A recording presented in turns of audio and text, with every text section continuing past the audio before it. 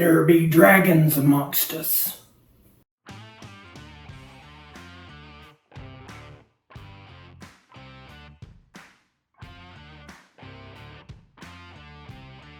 Welcome back to the Four Seasons. I'm your host Ken Johnson. Today we're going to be doing our Hydra Draco.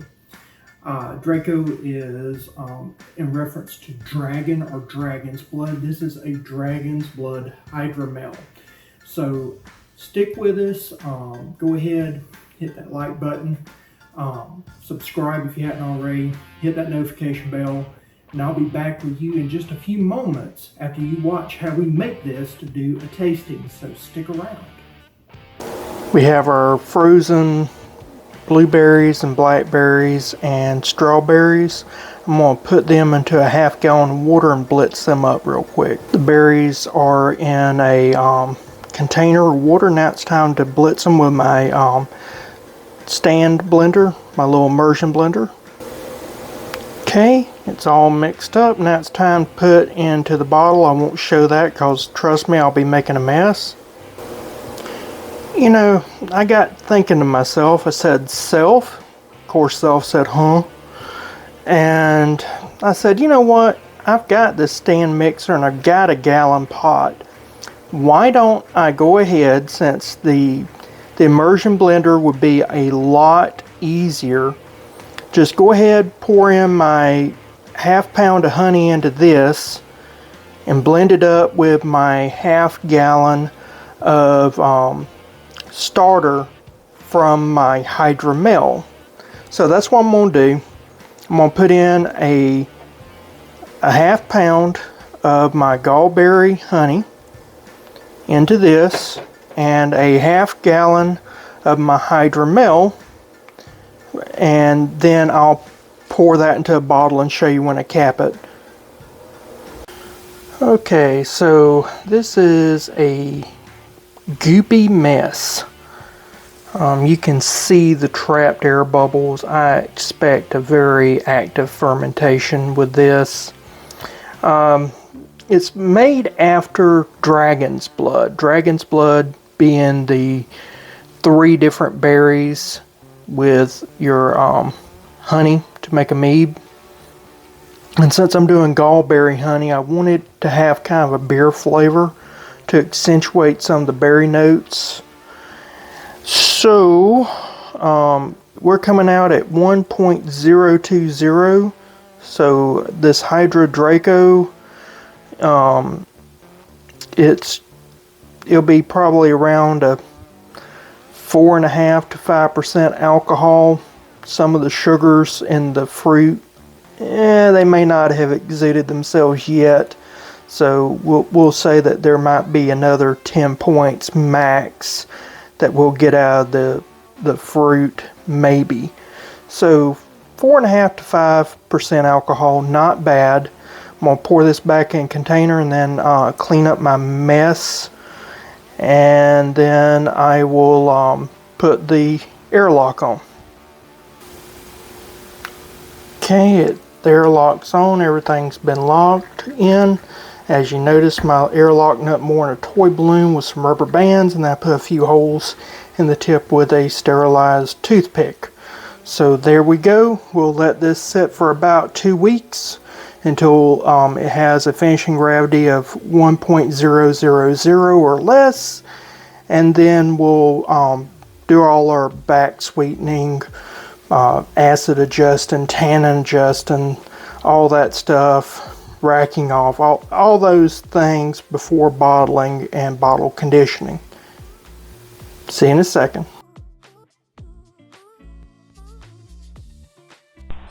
Alright, this is our Hydra Drake. This is our dragon's blood mead. It's still fermenting, so there's still fermentation going on here, but I'm trying to experiment. I was taught back when I was a child, learning how to brew from my dad.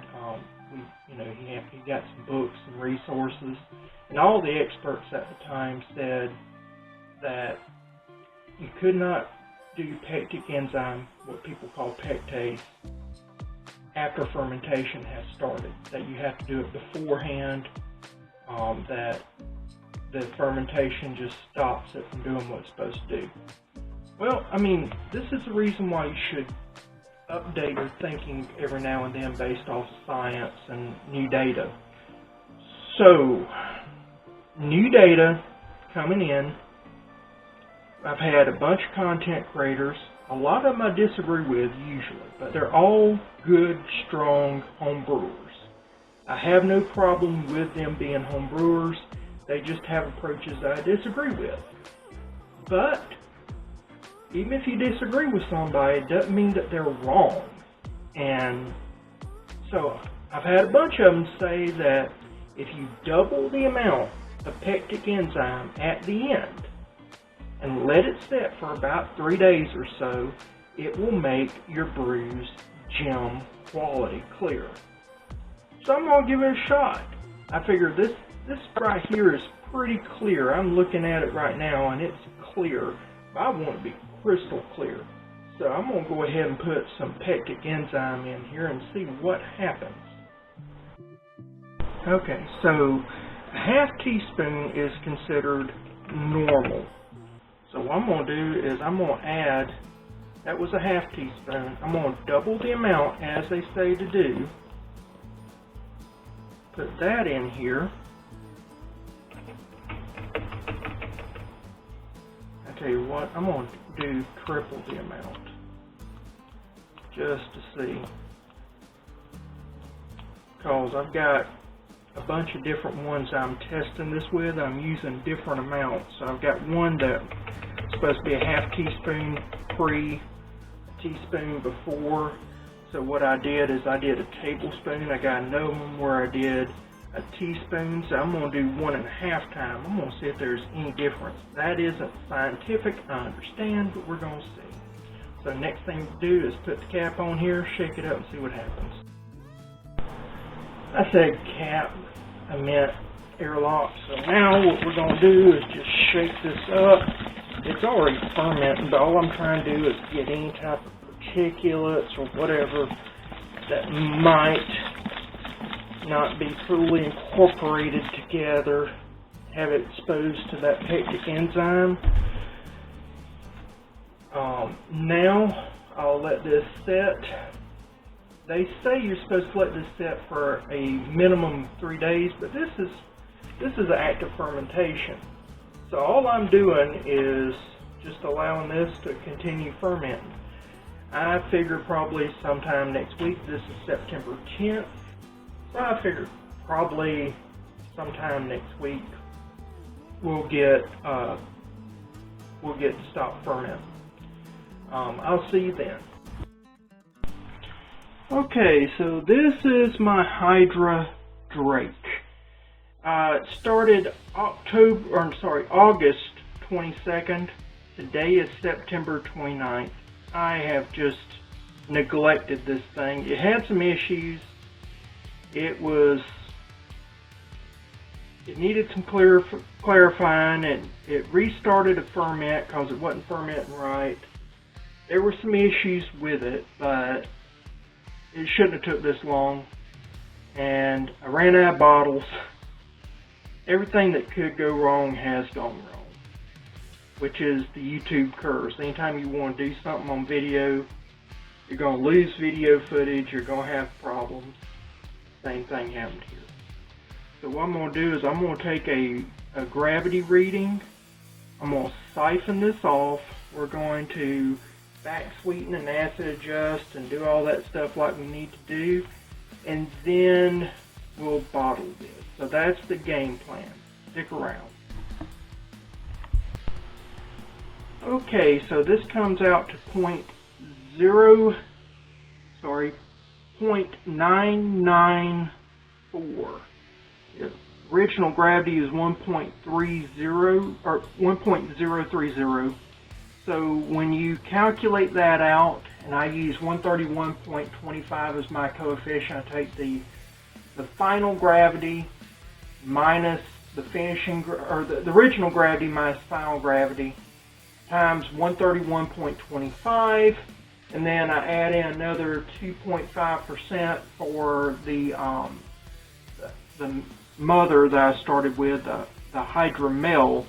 This comes in conservatively at 6%, almost 7% alcohol. So you could easily say this is 7%. Definitely getting close to 8%, which is what most people now call session mead. Session mead is something that is a rare, is a new term. It was rarely used before the advent of the internet. So that is something that's new in the mead making community. People saying session mead. Again, that was not common. You just had, you know, hydromels and all the other stuff. So this is still technically a hydromel. Now what I'm going to do is we're going to do a taste testing, see how this is, and see how we need to, well actually we're going to siphon this off first. Correction. I'm going to siphon this off, then we'll do a taste testing. I won't show how I use siphon, but I use auto siphon, just rack it off, try to keep the leaves off, and then we'll do a taste test. Okay, so I've got basically what we call a Dixie cup. It's just a small little water cup, like taking pills and things of that nature, taking sips of water. I'm using my little wine thief here, my turkey baster, to take little sips, so just very small sips. Let's do an initial impression of what this tastes like, and then we'll go from there.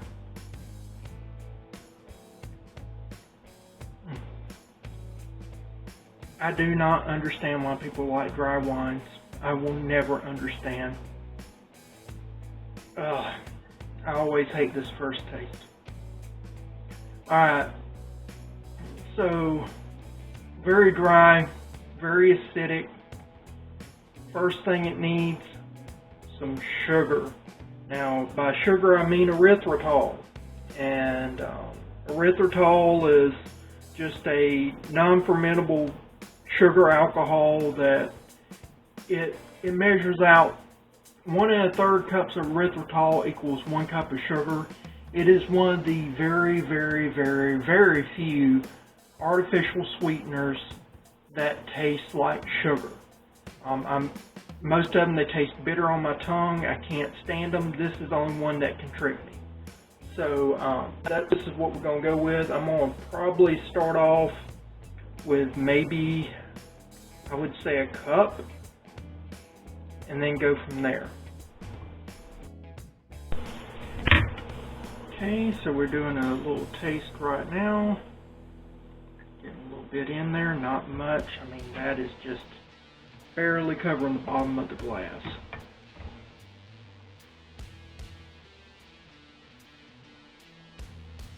I still don't understand why people like semi-sweet. Man, everybody has a different taste. I have to remind myself of that, but I can't understand why people drink semi-sweet and dry. Alright, so let's do another cup.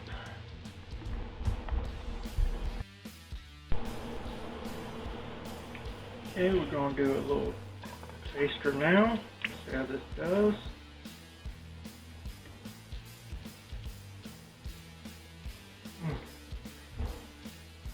Probably needs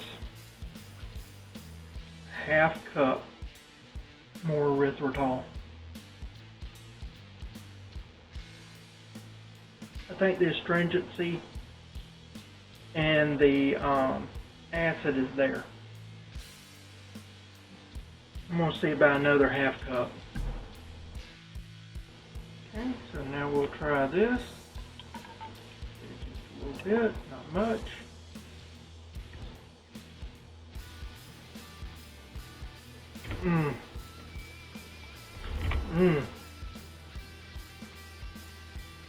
Oh, this has some complexity to it.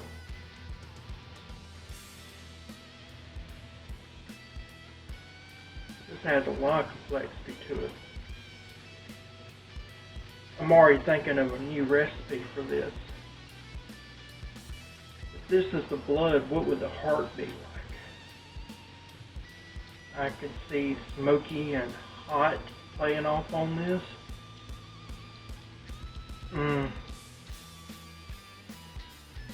I've already got a recipe in mind.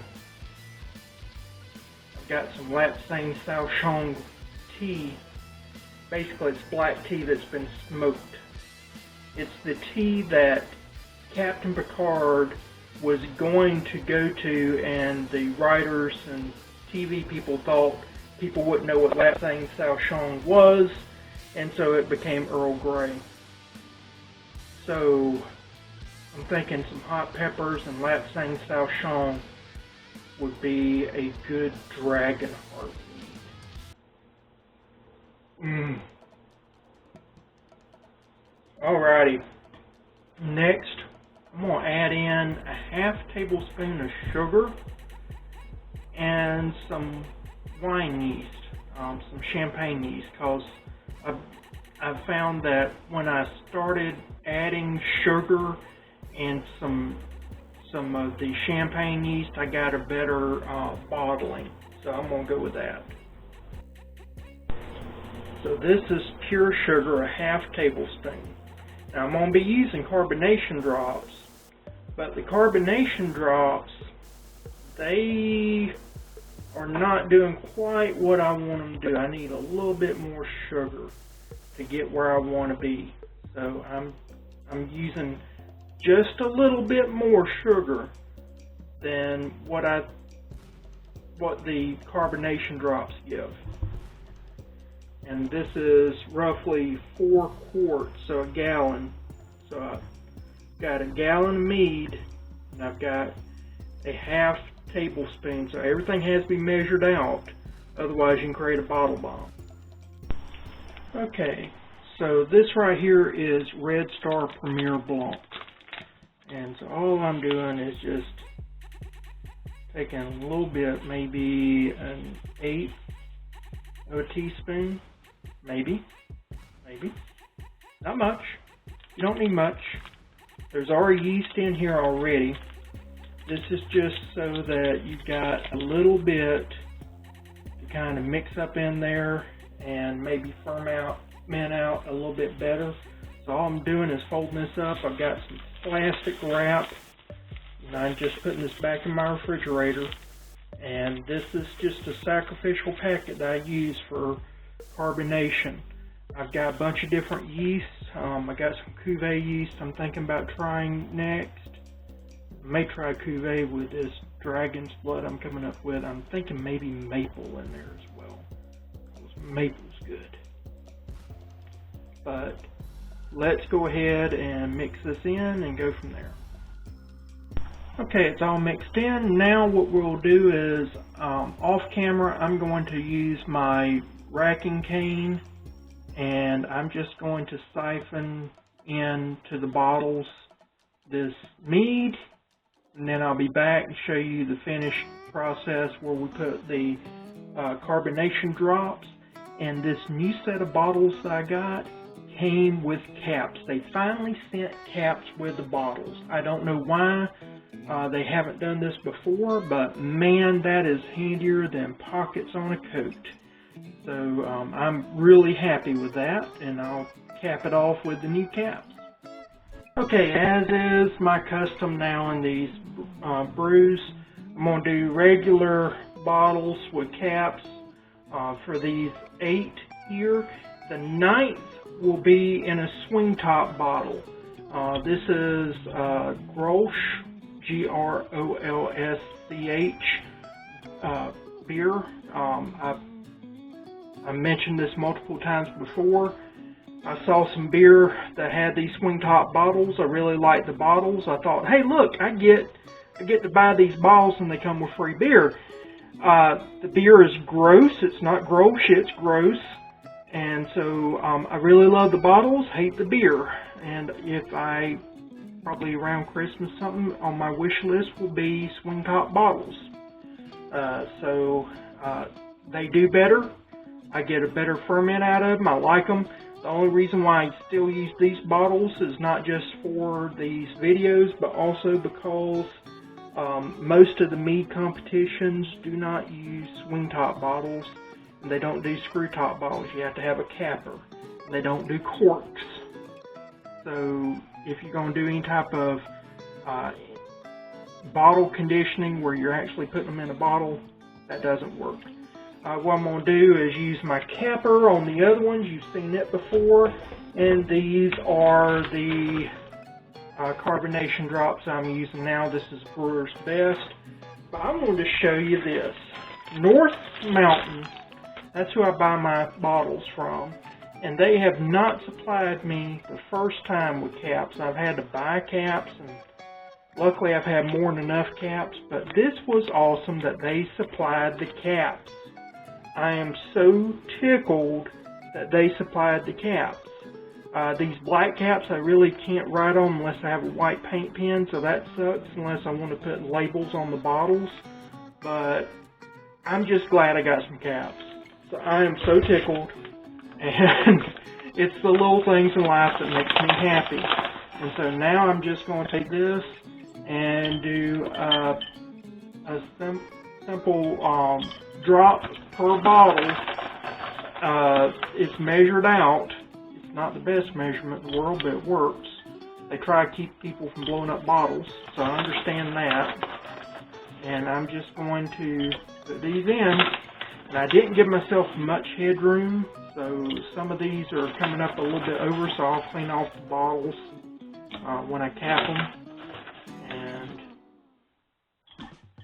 we'll go from there. And that one's actually going over, so I've got to pour that out. Making a mess everywhere I go, always. I'll see you in a second. Okay, so they're all bottled and capped except for this one.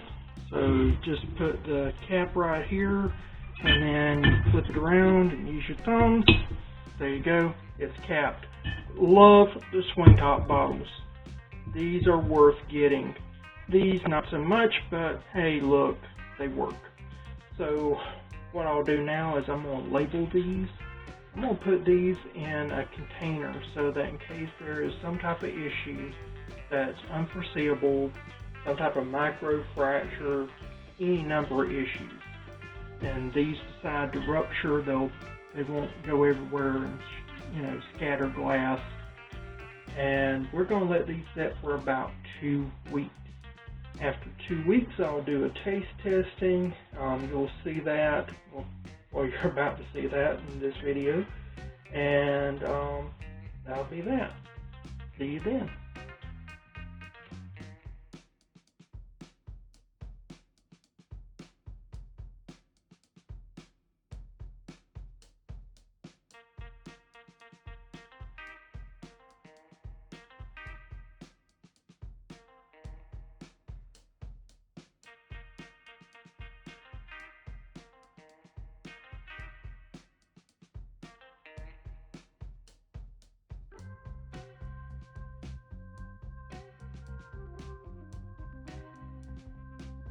Well, I hope you enjoyed that portion where we made this beverage. Been problematic, I won't lie. The taster bottle that I was going to use had a problem with it. The seal failed, so I couldn't use the Grosh. I had to use a different bottle. That's one of the problems with them little swing top bottles. Those little seals, after about 2 or 3 times, they fail on you. And mine failed. It happens. So I'll have to replace those seals and everything if I'm going to continue using those bottles. But this right here, oh my goodness. This is a beautiful, clear, garnet gold, effervescent. My goodness. It has everything that I've been wanting. Well, mainly because I waited 40 forevers on this thing to do what I wanted to do and had all kind of issues that kept pushing the videos back. So, yeah, time does help. Being a YouTuber and being a brewer just don't work. Not like you want it to, especially when you have deadlines. Yes, they're self-imposed, but if you're going to do this, you need to have self-imposed deadlines. It's like any business. Let's give it a taste. First of all, let's smell it though. Because you taste first with your sense of smell. It's the shortest way to the brain, actually. There's some yeasty notes. It is young. By young, I do mean yeasty, not, melted out, aged. There are some dark fruit notes I'm picking up. So let's give it a taste.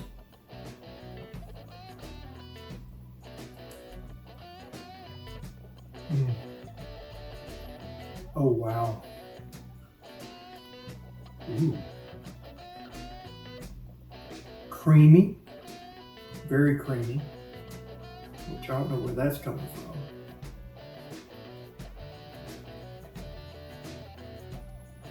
A little bit of tannic bite, not much, not as much acid as I thought I'd have.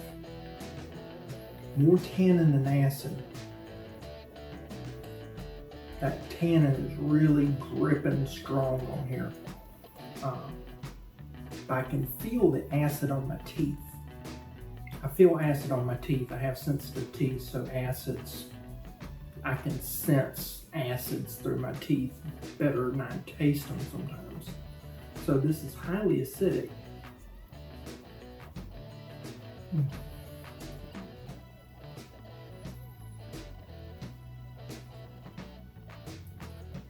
There's no distinctive one fruit flavor. It is this almondy, it really has almost an almond-like flavor. I tried some earlier and it tasted more like cherry to me. And I don't like cherries. So now the cherry flavor has gone away and now I've got this kind of I don't know.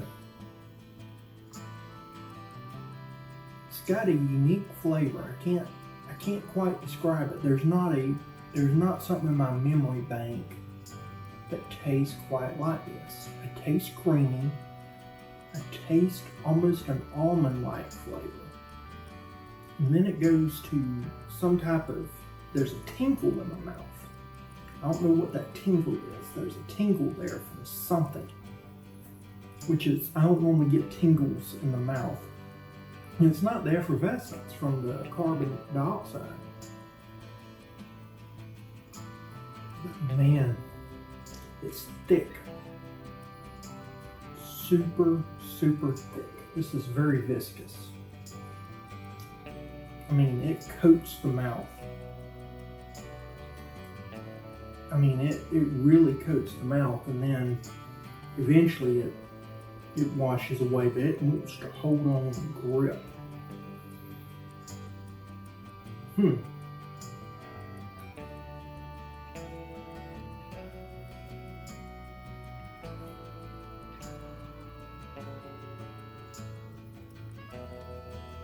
There's that tingle again. There's almost, I don't know. There's, I won't say a chemical taste, but on the verge of a chemical. It don't taste artificial, but there's something going on here that I don't quite understand. I watched a video a while back and someone was talking about that strawberry seeds have a chemical that can make something taste plasticky. And maybe that's what I'm tasting is the seeds from the strawberry. Don't know, I didn't leave it in long enough that we should be having that problem. Could be something with the erythritol. Shouldn't be. But something is a little discordant here. I don't know what it is, but something is definitely discordant here. Alright, so we had some serious issues with the camera not filming. It just cut out on me. I don't know why. But what I was going to say, I think that the problems that we were having came from the strawberries. And so on a 1 to 10 scale, 10 being the best I've ever had, 1 being the worst I've ever had and probably would throw it away, 5 being if there's nothing else in the house I would drink it, I gave this a 4, which means I would reevaluate whether I wanted something alcoholic that night if that was the only thing in the house. But it wouldn't stop me from drinking alcohol, but I would definitely reconsider. And that's because of the off-putting flavors. And I think that's from the seeds of the strawberry. Everything that I've read and heard says that strawberries will do this. So please comment down below if you've ever had this issue with strawberries or erythritol, or you think that there might be something else going on. I would love to hear it. With that, thank you for watching. If you hadn't already, give it a like, subscribe, hit that notification bell, and I'll see you again next time. Bye.